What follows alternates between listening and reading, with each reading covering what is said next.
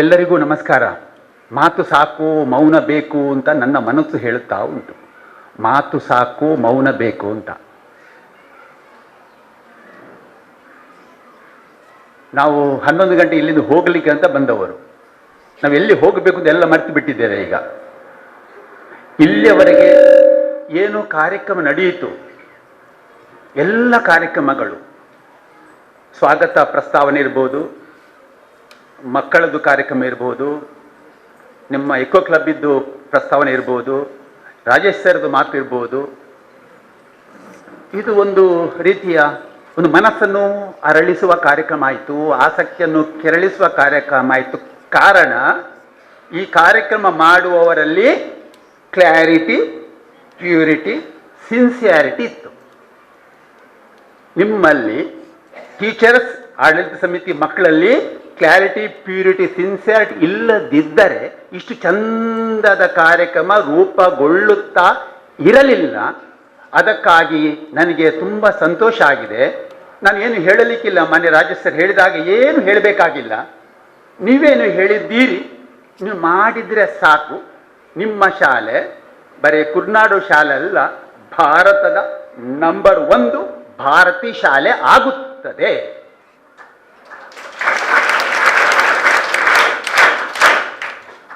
ನಾವು ಹೇಳಿದನಲ್ಲ, ನೀವೇ ಹೇಳಿದ್ದನ್ನು, ನೀವು ಮಾಡಿದ್ದನ್ನು ಮಾಡಬೇಕು. ಎಲ್ಲಿ ಮಾಡಬೇಕು, ಎಲ್ಲಿ ಆಗಬೇಕು? ನಿಮ್ಮ ಒಳಗೆ ಆಗಬೇಕು. ಮನಸ್ಸಲ್ಲಿ ಆಗಿದೆ, ಆಗ್ತಾ ಉಂಟು. ಮನಸ್ಸಲ್ಲಿ ಆದದನ್ನು ಆಗ್ತಾ ಇರೋದನ್ನು ನೀವು ತೋರಿಸಿದ್ದೀರಿ. ಈಗ ಇಲ್ಲೂ ನಮ್ಮ ಶಾಲೆ ಒಳ ಆವರಣ ಮನೆಯಲ್ಲಿ ಆಗಬೇಕು. ನಮ್ಮ ಶಾಲೆ ಸ್ವಚ್ಛ ಶಾಲೆ, ನಮ್ಮ ಶಾಲೆ, ನಮ್ಮ ಶಾಲೆ, ನಮ್ಮ ಶಾಲೆ, ಹಾಗೆ ನಮ್ಮ ಶಾಲೆ ಹಸಿರು ಶಾಲೆ, ಹಸಿರು ಶಾಲೆ. ನಮ್ಮ ಶಾಲೆ, ನಮ್ಮ ಶಾಲೆ, ನಮ್ಮ ಶಾಲೆ, ನಮ್ಮ ಮನೆ,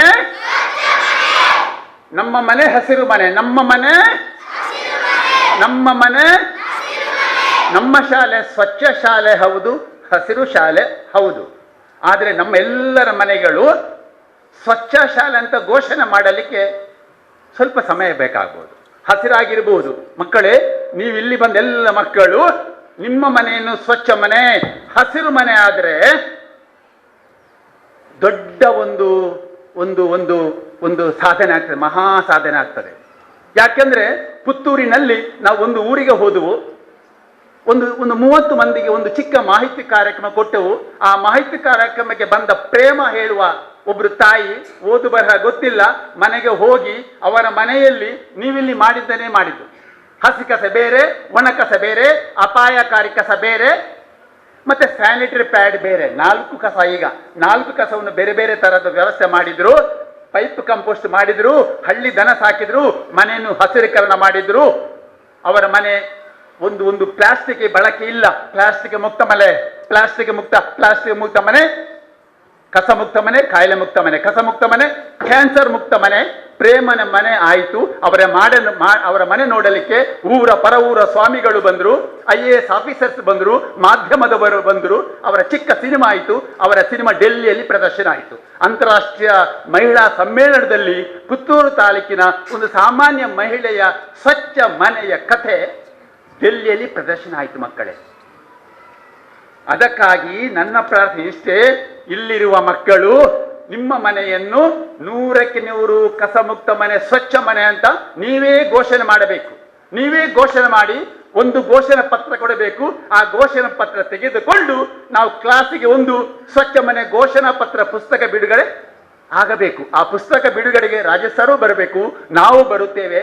ಈ ಶಾಲೆಯಲ್ಲಿ LKGಯಿಂದ ಎಷ್ಟು ನಿಮ್ಮ ಮೇಲ್ಮಟ್ಟದ ಮಕ್ಕಳಿದ್ದಾರೆ, ಎಲ್ಲ ಮಕ್ಕಳ ಮನೆಗಳು ನಮ್ಮ ಕಸ ಮುಕ್ತ ಮನೆ, ಸ್ವಚ್ಛ ಮನೆ ಅಂತ ಘೋಷಣೆ ಪತ್ರ ಮಾಡಿದ ಕೂಡಲೇ ನಿಮ್ಮ ಈ ಶಾಲೆ ಕರ್ನಾಟಕ ಅಲ್ಲ, ಭಾರತ ದೇಶದಲ್ಲಿ ಸುದ್ದಿಗೆ ಬರುತ್ತೆ. ನಾನು ನಿಮ್ಮ ಹತ್ರ ಕೇಳುತ್ತೇನೆ, ನಿಮ್ಮ ಮನೆಯನ್ನು ನನ್ನ ಮನೆ, ಸ್ವಚ್ಛ ಮನೆ, ಹಸಿರು ಮನೆ ಅಂತ ಘೋಷಣೆ ಮಾಡಲಿಕ್ಕೆ ಸಿದ್ಧ ಇದ್ದೀರಾ? ನೀವು ಯಾರು ಸಿದ್ಧ ಇದ್ದೀರಿ? ಓ ಕೃಷ್ಣ ಸರ್, ಒಂದು ಫೋಟೋ ಕೊಡಿ ಸರ್. ಆ ಮಕ್ಕಳ ಕೈ ಹೀಗೆ ಮಾಡಿ, ವೆರಿ ಗುಡ್. ಒಂದು ಫೋಟೋ ತೆಗೀರಿ ಸರ್ ಕೃಷ್ಣ ಸರ್. ಈ ಫೋಟೋ ನಾವು DC ಕಳಿಸ್ತೀವಿ. ಈಗ DC ಗೆ ಹೋಗ್ತದೆ ಈ ಫೋಟೋ, DC ಮತ್ತು DDP ಕೈ ಬರಲಿ ಹಂಗೆ. Very good. ಘೋಷಣಾ ಪತ್ರ ಪುಸ್ತಕ ಘೋಷಣೆ ಮಾಡೋದು ಘೋಷಣೆ ಮಾಡುವುದಂದ್ರೆ ಘೋಷಣೆ ಪತ್ರ ಮುಖ್ಯ ಅಲ್ಲ, ಮನೆಯಲ್ಲಿ ಕಸ ನಿರ್ವಹಣೆ ವ್ಯವಸ್ಥೆ ಮಾಡೋಣ. ಸಾಧ್ಯ ಆದ್ರೆ ನಾವು ನಿಶ್ಚಲ ಶೆಟ್ಟಿ ಸರ್ ಇದ್ದಾರೆ, ಈ ಕಮಿಟಿಯಲ್ಲಿ ನಾವೆಲ್ಲ ಸೇರಿ ಸಾಧ್ಯ ಆದಷ್ಟು ಈ ಶಾಲೆಗೆ ಬರುವ ಮಕ್ಕಳ ಮನೆಗೆ ಭೇಟಿ ಮಾಡುವ, ಒಂದು ಡ್ರೈವ್ ಮಾಡುವ, ಮನೆ ಭೇಟಿ ಡ್ರೈವ್ ಮಾಡಿ ನಮ್ಮ ಮನೆ ಸ್ವಚ್ಛ ಮನೆ, ಹಸಿರು ಮನೆ, ಸೋಲಾರ್ ಮನೆ, ಜಲ ಸಾಕ್ಷರ ಮನೆ, ನಮ್ಮ ಮನೆ ಸ್ವಚ್ಛ ಮನೆ, ಸೋಲಾರ್ ಮನೆ, ಹಸಿರು ಮನೆ, ಜಲ ಸಾಕ್ಷರ ಮನೆ, ಹಳ್ಳಿ ದನ ಇರುವ ಮನೆ, ಬಾವಿ ಇರುವ ಮನೆ, ಮನೆಯಲ್ಲಿ ಮಾಡಿನ ಮೇಲೆ ಬೀಳುವ ಮಳೆ ನೀರನ್ನು ಸಂಗ್ರಹಿಸುವ ಮನೆ, ಮನೆ ಮೇಲೆ ಬೀಳುವ ಬಿಸಿಲಿನಿಂದ ವಿದ್ಯುತ್ ತಯಾರಾಗುವ ಮನೆ ಅಂತ ಮಾಡಲಿಕ್ಕೆ ಪ್ರಯತ್ನ ಮಾಡುವ. ಮನೆಯಲ್ಲಿ ಸೋಲಾರ್ ದೀಪ ಹಾಕುವುದಾದರೆ, ದೊಡ್ಡ ಮಟ್ಟ ದೀಪ ಹಾಕುವುದಾದರೆ ಕೇಂದ್ರ ಸರ್ಕಾರ 78,000 ಸಬ್ಸಿಡಿ ಕೊಡುತ್ತೆ. 2 ಲಕ್ಷ ರೂಪಾಯಿಯಷ್ಟು ಸಾಲವನ್ನು 7% ಬಡ್ಡಿಯಲ್ಲಿ ಕೊಡುತ್ತೆ. ಮುಡಿಪಿನ ಪ್ರಕಾಶ್ ಭಟ್ ಅವರು 2,500 ಬಿಲ್ ಬರ್ತಾ ಇತ್ತು. ಅವರು 1 ತಿಂಗಳ ಒಳಗೆ ಆ ಒಂದು PM ಸೂರ್ಯಗರ್ ಮಾಡಿಬಿಟ್ಟು ಬಿಲ್ಲು 0 ಉಂಟು. ಬೇಸಿಗೆಯಲ್ಲಿ ತಿಂಗಳಿಗೆ 200-300 ರೂಪಾಯಿ ಹಣ ಬರ್ತಾ ಉಂಟು. ಇಲ್ಲಿ ಮುಂದಿನ ದಿನಗಳಲ್ಲಿ ಇನ್ನೊಂದ್ಸಲ ಮಾನ್ಯ ನಿಶ್ಚಲ್ ಶೆಟ್ಟಿ ಸರ್ ಅವರೇ ಒಂದು ಪೇರೆಂಟ್ಸ್ ಮೀಟಿಂಗ್ ಮಾಡಿದಾಗ ನಾವು ಬರುತ್ತೇವೆ. ಈ ಬರುವ ಮಕ್ಕಳ ಮನೆಗಳಲ್ಲಿ ಒಂದು ನಿಜವಾದ ಮನೆ, ಒಂದು ಆದರ್ಶ ಕುಟುಂಬ, ಮಾದರಿ ಮನೆ, ಸ್ವಚ್ಛ ಮನೆ, ಸುಸ್ಥಿರ ಅಭಿವೃದ್ಧಿ ಹೊಂದಿದ ಮನೆ ಮಾಡಿದರೆ ಈ ನಮ್ಮ ಶಾಲೆಯನ್ನು ಬೆಳೆಸಲಿಕ್ಕೆ ಹೊರಗಿನ ಸಂಪನ್ಮೂಲ ಬೇಕಾಗಿಲ್ಲ. ಈ ಊರಿನ ಈ ಒಂದು ಸುಸ್ಥಿರವಾದ ಅಭಿವೃದ್ಧಿ ಹೊಂದಿದ ಮಕ್ಕಳ ಮನೆಗಳಿಂದಲೇ ಅವರ ಶಕ್ತಿ. ನೀವು 5 ರೂಪಾಯಿ ಕೊಡುತ್ತೀರಂತೆ ಯಾರು ಮಕ್ಕಳು ತಿಂಗಳಿಗೆ, ಆಗ ನಮ್ಮ ಪೋಷಕರು ಮನಸ್ಸು ಮಾಡಿದರೆ ತಿಂಗಳಿಗೆ 1 ಸಾವಿರ ಕೊಡ್ಬೋದು, ಹೇಳಕ್ಕಾಗಲ್ಲ. ಅದು ಬರುವ ಹಾಗೆ ಮಾಡಲಿಕ್ಕೆ ಪ್ಲಾನ್ ಮಾಡುವಂತ ಹೇಳುವುದು. ನಾನು ಮಾತನಾಡಲ್ಲ ಅಂತ ಸ್ವಲ್ಪ ಮಾತು ಬಿಟ್ಟು ಒಂದು ಚಿಕ್ಕ ಹಾಡು ಹೇಳಿ ನನ್ನ ಮಾತು ಮುಗಿಸ್ತೇನೆ. ಬಹಳ ಖುಷಿಯಾಗಿದೆ. ನಾನು ಮತ್ತೊಂದು ಸಲ ಈ ಶಾಲೆ ಅಭಿಮಾನಿಗಳು ನಾವು ಪಕ್ಕದಲ್ಲಿದ್ದೇವೆ. ಯಾಕೆಂದ್ರೆ ಈ ಶಾಲೆ ಶುರುವಾದದ್ದು ಈಗ ಖಾಸಗಿ ಶಾಲೆ ಶುರುವಾಗುತ್ತಲ್ಲ ಹಾಗೆಲ್ಲ. ನನಗೆ ಖಾಸಗಿ ಶಾಲೆಗಳ ಬಗ್ಗೆ ಅಷ್ಟು ಖುಷಿ ಇಲ್ಲ. ತುಂಬ ನಮ್ಮ ದೇಶದಲ್ಲಿ, ನಮ್ಮ ರಾಜ್ಯದಲ್ಲಿ ಇರೋ ತುಂಬ ಖಾಸಗಿ ಶಾಲೆಗಳು ಅದು ಶಿಕ್ಷಣ ಕೊಡುವಂತಹ, ವಿದ್ಯೆ ಬುದ್ಧಿ ಕೊಡುವಂತಹ ಆಗ್ತಾ ಇಲ್ಲ. ಕೆಲವು ಕಡೆ ಶಿಕ್ಷಣ ವ್ಯಾಪಾರ ಮಾಡುವಂತಹ ಖಾಸಗಿ ಸಂಸ್ಥೆಗಳು ಇರುವಾಗ ಈ ಭಾರತೀಯ ಶಾಲೆ ಭಾರತ ಕಟ್ಟುವುದಕ್ಕಾಗಿ, ಗ್ರಾಮ ಕಟ್ಟುವುದಕ್ಕಾಗಿ, ನವ ಭಾರತ ಕಟ್ಟುವುದಕ್ಕಾಗಿ ಮಾನ್ಯ ಸುಬ್ರಹ್ಮಣ್ಯ ಸರ್ ಹಿರಿಯರು ಸಂಪೂರ್ಣ ನಿಸ್ವಾರ್ಥವಾಗಿ ಊರು ಕಟ್ಟುವ ಕೆಲಸ.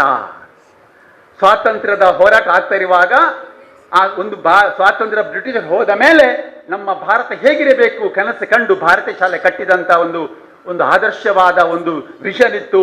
ವಿಷನ್ ಇಟ್ಕೊಂಡು ಮಿಷನ್ ಮೋಡಲ್ಲಿ ಕೆಲಸ ಮಾಡ್ತಾ ಭಾರತೀಯ ಶಾಲೆ ಮತ್ತೆ ಬೆಳಗಿ ನಿಂತಿದೆ. ಇದು ಇನ್ನೂ ಬೆಳೀತಾನೆ ಹೋಗಬೇಕು. ದೇವರಂತೆ ದೇವರು ಯಾರು ನಮ್ಮ ದೇವರು, ರಿಪೀಟ್, ದೇವರಂತೆ ದೇವರು ಯಾರು ನಮ್ಮ ದೇವರು, ದೇವರಂತೆ ದೇವರು ಯಾರು ನಮ್ಮ ದೇವರು, ತಾಯಿ ನಮ್ಮ ದೇವರು, ತಂದೆ ನಮ್ಮ ದೇವರು, ಗುರು ನಮ್ಮ ದೇವರು, ದೇವರಂತೆ ದೇವರು ಯಾರು ನಮ್ಮ ದೇವರು, ಹಸಿರು ಬೆಟ್ಟ ದೇವರು, ಹರಿಯುವ ನದಿಯು ದೇವರು, ಸುರಿಯುವ ಮಳೆಯು ದೇವರು, ಭೂಮಿ ತಾಯಿ ದೇವರು, ದೇವರಂತೆ ದೇವರು ಯಾರು ನಮ್ಮ ದೇವರು,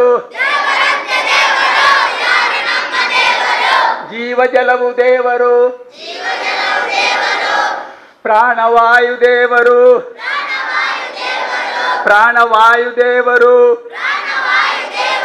ಕರೆವ ಹಸುವು ದೇವರು, ನಗುವ ಮಗುವು ದೇವರು, ದೇವರಂತೆ ದೇವರು ಯಾರು ನಮ್ಮ ದೇವರು, ಸತ್ಯವಾಣಿ ದೇವರು, ಕನ್ನಡಾಂಬೆ ದೇವರು, ಭಾರತಾಂಬೆ ದೇವರು, ದೇವರಂತೆ ದೇವರು ಯಾರು ನಮ್ಮ ದೇವರು, ತಾಯಿ ನಮ್ಮ ದೇವರು,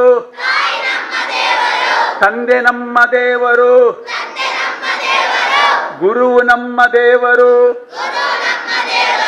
ನಗುವ ಮಗುವು ದೇವರು. ಥ್ಯಾಂಕ್ ಯು, ಧನ್ಯವಾದ.